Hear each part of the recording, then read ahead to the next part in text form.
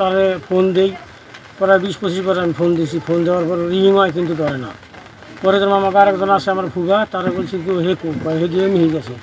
দুজনে যেরকম আমরা গেছি আমি যাই দেখি কি ওই গেরিলের তলে পড়া, কিন্তু আমরা ওই গেরিলটা যেরকম উড়েছি দেখি বাচ্চা আছে কি না আছে, তা দেখি কি না গেরিলটার পর দেখেছি সে মারা গেছে।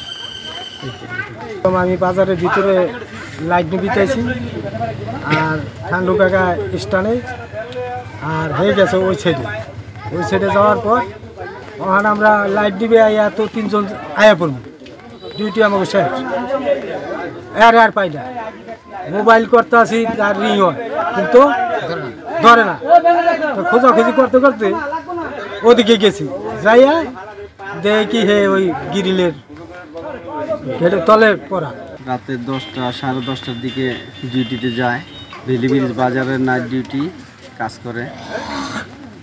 তো ডিউটি অবস্থায় সে বৃষ্টি আসার পরে দৌড় দিয়ে এক দোকানের সামনে যায়, এক গিরিলের দোকানের সামনে।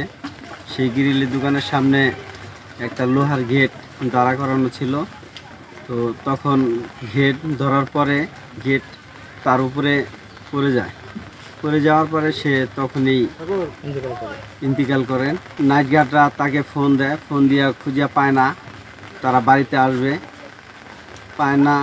তখন তারা খোঁজাখুঁজি করলো, খোঁজাখুঁজি করার পরে যা দেখে যে ওই গেটের ওইখানেই তলে পড়ে আছে।